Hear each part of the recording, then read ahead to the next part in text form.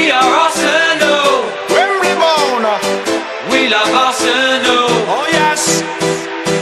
We are Arsenal. No mercy. We're Arsenal forever. We are Arsenal. Road to Wembley. We love Arsenal. Oh yes. We are Arsenal. Can't stop us. We're Arsenal forever. ሰላም እንደምናላችሁ ክቡራን የመድፈኞች ቤተሰቦች አርሰናል ኢንፎ ወደ እናንተ የደረሰ ነው። ዛሬ በሜጀር ብሬኪንግ ኒውስ ነው የተገናኘ ነው። ትናንትና ምሽት የትዊተርን መንደር ያነቃነቀ ዜና ተሰምቷል። አርሰናልና ቪኒ ጁኒየርን በተመለከተ የመጀመሪያ ወሬው በዴቪድ ኦሬስን ከተሰማ በኋላ ትናንትና ትልቁ አፕዴት ወይም ደግሞ ዝውውሩ ወደ አንድ እርምጃ የሚያጠናክረው ትልቅ አፕዴት በሃንድ ኦፍ አርሰናል ተሰምቷል። እሱን እንነጋገራለን። በጣም ትልቅ ጉዳይ ነው። ሮክ ኔሽን ወይም የጄዚን ትልቁን የተጫዋቾች የኤጀንት ካምፓኒን በተመለከተ ብዙ እናወራለን። ብሩኖ ጊሜሬሽን በተመለከተ አፕዴት አለ። በቶታል የሂሳብ ወይም የዝውውር ሂሳብ አርሰናል ኒውካስል ሙሉ በሙሉ መስማማት ችሏል። አሁን የቀሩ ጥቂት ድርድሮች ናቸው። ምንድነው የቀረው የድርድር ሀሳብ ወይስ የተስማሙት በምን ጉዳይ ነው?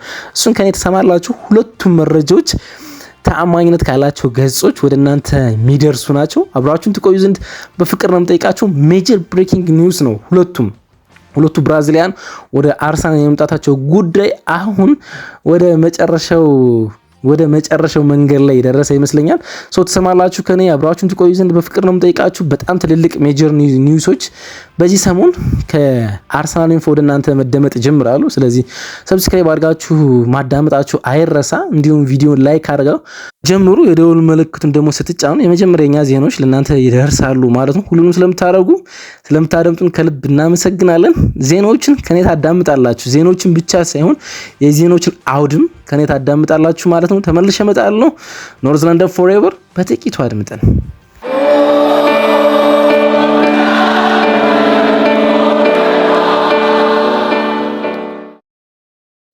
ትናንትና ምሽቱን ትልቅ ብሬኪንግ ኒውስ ይኖራል ብሎ በመጠበቅ ምክንያቱም በጣም ብዙ የዜና ምንጮች የተለያዩ ነገሮች እየዘገቡ ስለነበረ በጣም ከምናምናቸው የዜና ምንጮች ብሬኪንግ ኒውስ ይኖራል ብሎ ከመጠበቅ ትዊተር ወይም ኤክስ ፕላትፎርም ላይ ነበረ ማምሸት የቻልኩት።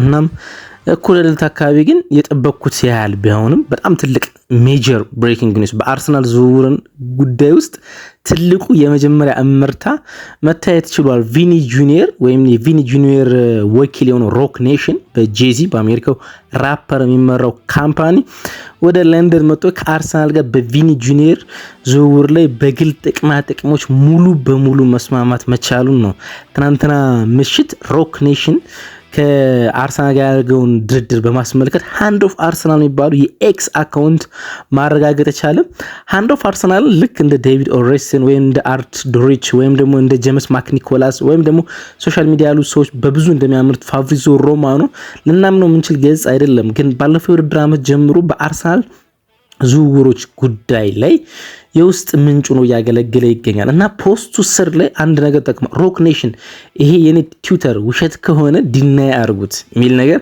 አብሮ አካቶ ነበር። ሮክ ኔሽኖች ያን ነገር ዲናይ አላረጉም።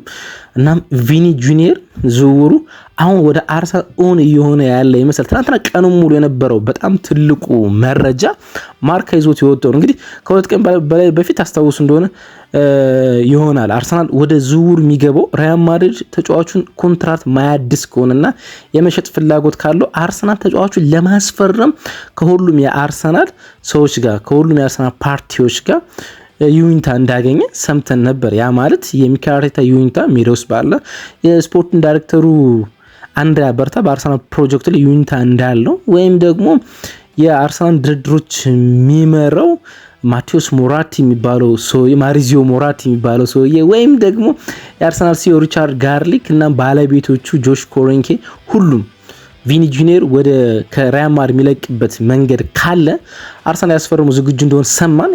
ያን ዜና ከምናምነው ዴቪድ ኦሬስን ከሰማን በኋላ በጣም ትልቅ ቢግ ኒውስ ስንጠብቅ ነው የቆየ ነው ወይም ደግሞ አፕዴት ስንጠብቅ ነበር የቆየ ነው። ቪኒ ጁኒየር የመጨረሻውን ድርድር ከሪያል ማድሪድ ጋር እንደሚያደርግ ስለምናውቅ ማለት ነው። እና ማርካ ስካይ ከሁለት ቀናት በፊት ሪያል ማድሪድ ቪኒ ጁኒየር ማቆየት እንደሚሻና ከዚህ በኋላ የቪኒ ጁኒየርና የአርሰናል ዜና ውሸት እንደሆነ አረጋገጠ። እናም ያከተመ መስሎ ነበር ከሁለት ቀናት በፊት።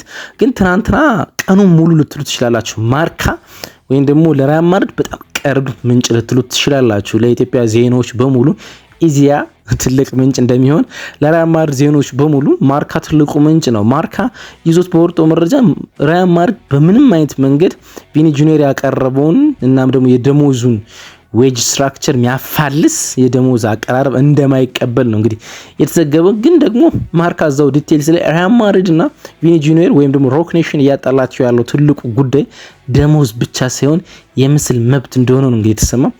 ቪኒ ጁኒየር ወደ 16 ካምፓኒዎች ከሱ ጋር ይሰራሉ፣ አዲዳስን ጨምሮ ማለት ነው።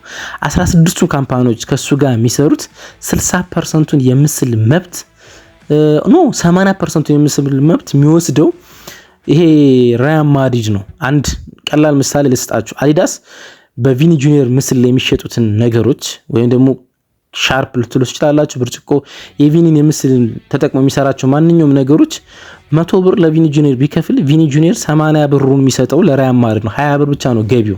ሪያል ማድሪድ ብዙ ጊዜ ምስል መብቶች የኔ ብራንድ ወይም ደግሞ ክለቡ ትልቅ ስለሆነ ነው የኔ ምስል መብት ያገኛችሁት ብሎ ስለሚያስብ ከፍተኛ የምስል መብት ነው የሚወስድባቸው። ግን ለጥቂት ተጫዋቾች ይህን ማስተካከያ አድርጎ ያውቃል። አንደኛው ለክርስቲያኖ ሮናልዶ ነው፣ ሁለተኛው ለዴቪድ ቤካም ነው 60% የምስል መብት ሰጥቶት የሚያውቁት ማለት ነው። አሁን ኬሊያን ምባፔ 50% የምስል መብት ሰጥቶታል። እሱ ሁልጊዜም የእግር ሰዓት ሆኖ ይከነክነዋል ከደሞዝም በላይ ማለት ነው። ብዙዎች ደሞዝ ይመስላቸዋል፣ ግን ከዛ ውጭ ያሉት በጣም በርካታ የጥቅማ ጥቅም ጉዳዮች ሪያል ማድሪድና ቪኒ ጁኒየር አላግባባቸው። ማርካ ደግሞ እሱ ማረጋገጥ ችሏል። ሪያል ማድሪድ መጀመሪያ ካቀረበው የድርድር ሂሳብ ላይ ምንም አይነት ወልፈት የሚያደርገው ወይም ደግሞ ወደ እንዲቀለበስ የሚያደርገው ምንም አይነት ነገር እንደሌለ ነው ማርካ ያረጋግጠ። እናም ምሽት ላይ ይሄ ያልኳችሁ ቅድም ሃንድ ኦፍ አርሰናል የሚባለው ትዊተር ገጽ ሙሉ በሙሉ አርሰናል እና ቪኒ ጁኒየር በግል ጥቅማ ጥቅም ጉዳዮች ላይ መስማማት መድረሳቸውን አስታውቋል። አሁን የሚጠበቀው ሪያል ማድሪድ ቪኒ ጁኒየር እንደሚሸጠው ካመነ አርሰናል ሙሉ በሙሉ ወደ ዝውውሩ ገብቶ ከሪያል ማድሪድ ጋር የሚደረገውን የ100 ሚሊዮን እስከ 150 ሚሊዮን ዩሮ የሚፈጀውን ዝውውር ዲል ለማድረግ ጠረጴዛ ላይ መቀመጥ ነው። እሱ ደግሞ በአርሰናል እግር ኳስ ታሪክ ውስጥ ካየናቸው የዝውውር ድርድሮች ሁሉ ትልቁ ሆኖ ይቀመጣል። ይሄን ድርድር የሚያደርገው ማሪዚዮ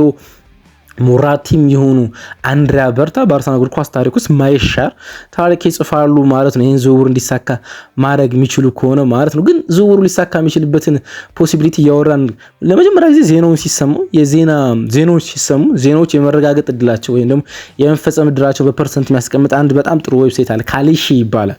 እሱ ዌብሳይት የቪኒ ጁኒየር ወደ አርሰናል መምጣት 3% እውን ነው ብሎ 97% በሪያል ማድሪድ መቆየቱ እውን ነው ብሎ አረጋግጦ ነበር መጀመሪያ ማለት ነው። ትናንትና የማርካ ዜና ከወጣ በኋላ 31% ቪኒ ጁኒየር ወደ አርሰናል መምጣቱ እርግጥ እየሆነ ነው ሲል ቀሪው ወደ ሪያል ማድሪድ መቆየቱ እርግጥ ነው ብሎ አስፍሮ ነበር። የሃንድ ኦፍ አርሰናል ዜና ከወጣ በኋላ እና በጥቅማ ጥቅም ጉዳዮችና በደሞዙ በኮንትራት ጉዳዮች ሮክ ኔሽን እንዲሁም አርሰናል መስማማታቸው ከተዘገበ በኋላ ይህ ካሊሺ የሚባለው ዌብሳይት 67% ቪኒ ጁኒየር ወደ አርሰናል የመምጣቱ ጉዳይ እውን ነው ሲል ማረጋገጫውን ሰጥቷል። 33% ብቻ ከዚህ በኋላ ቪኒ ጁኒየር የሪያል ማድሪድ ተጫዋች ሆኖ ይቆያል ሲል ማረጋገጫውን ሰጥቷል። እና በጣም ኢንተረስቲንግ ይመስለኛል ትናንትና የሰማናቸው ዜናዎች አብዴቶች በዚህ ሰሞን ይኖራሉ። ምክንያቱም የብራዚል ብሔራዊ ቡድን ተጫዋቾች አሁን ወደ ካምፕ እየተመለሱ ነው የሚገኙት። የአርሰናል ሁለቱ ብራዚሊያኖች ተመልሰዋል ወደ ሄሮና ወደሚገኙ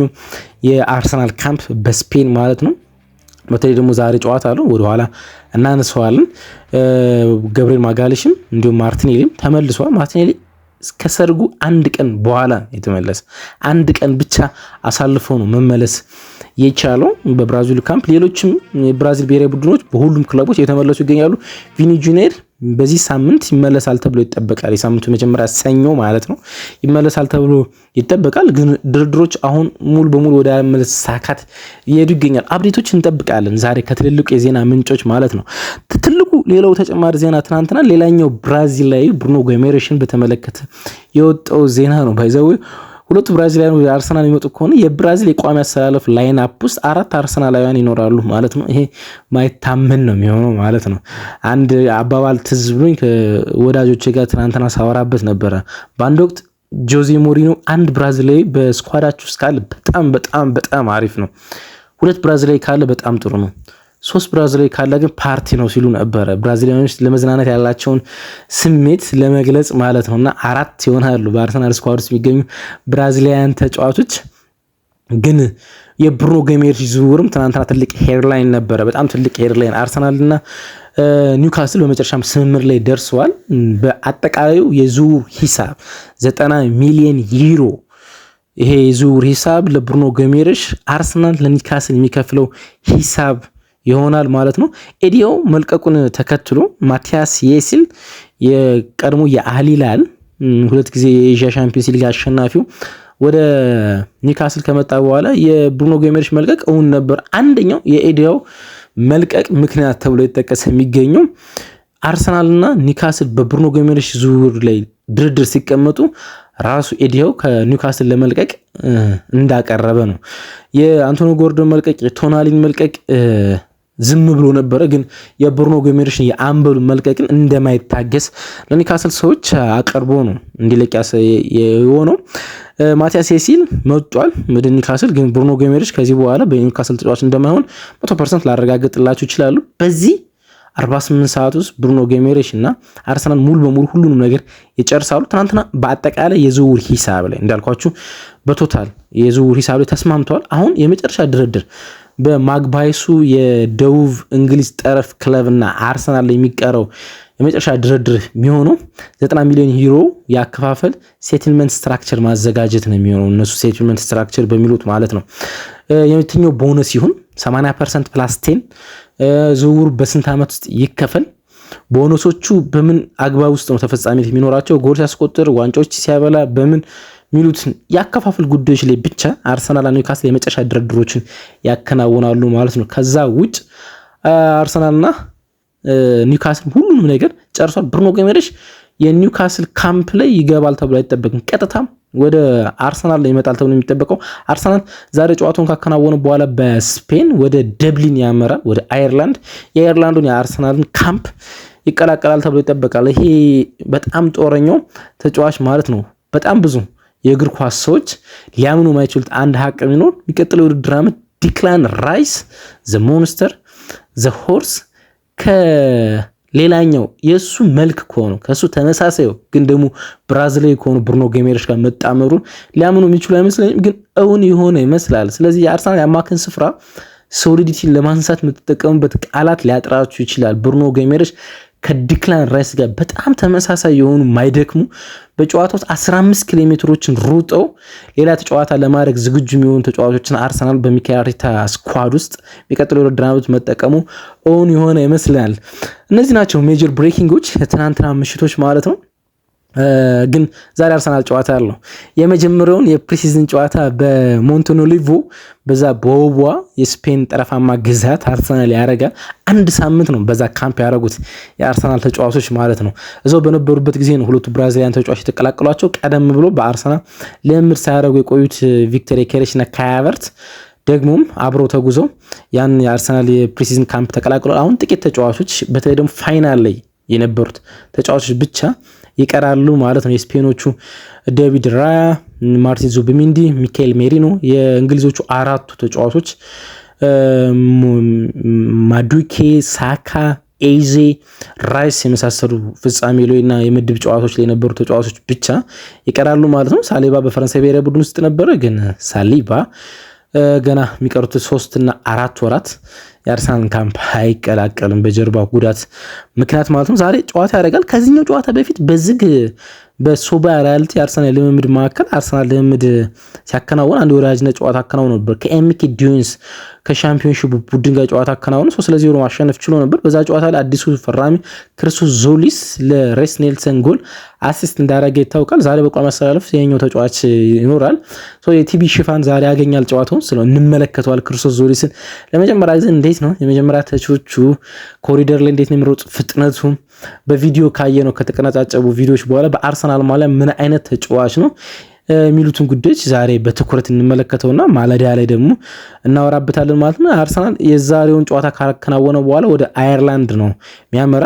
ቀሪ ጨዋታዎችን ያረጋል። ከቢቲስ ጋር በነሐሴ 29 ያረጋል። ከዛ ነሐሴ ሐምሌ 29 ከቢትስ ጋር ይጫወታል ከ3 ቀናት በኋላ። ከዛ ነሐሴ 3 ከዶርትመንድ ጋር፣ ነሐሴ 6 ከሴስ ፋብሪያሱ ኮሞ ጋር፣ ከዛ በመጨረሻ ነሐሴ 10 ከሲቲ ጋር ያደርጋል ማለት ነው። በርካታ ክለቦች የወዳጅነት ጨዋታዎችን እንደጀመሩ ይታወቃል። 2 እና 3 ጨዋታዎችን ያደረጉ ቡድኖች አሉ። ለምሳሌ ማንቸስተር ዩናይትድ ዛሬ 3ኛ ጨዋታውን ነው የሚያደርገው። ቶተንሃም 3 ጨዋታዎችን አድርጓል። ቸልሲ 2 ጨዋታዎችን አድርጓል። እንደዚሁ ሲቲ እና አርሰናል እስካሁን ምንም አይነት ጨዋታዎችን አላደረጉም። ግን አርሰናል ጨዋታዎች ዛሬ ማድረግ ከጀመረበት ከ29 ጀምሮ እስከ 10 በሚቀጥሉት 11 ቀናት 4 ጨዋታ ነው የሚያከናውነው። በ11 ቀን ውስጥ 4 ጨዋታ በጣም ኢንቴንስ ነው።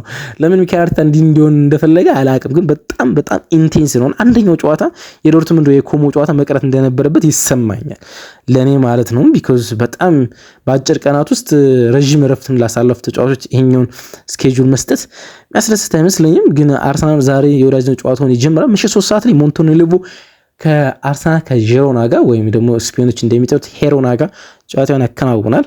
አብራችሁ ስለነበራችሁ ከልብ አመሰግናለሁ። ቀናችሁ እንዲሁ ብሩህ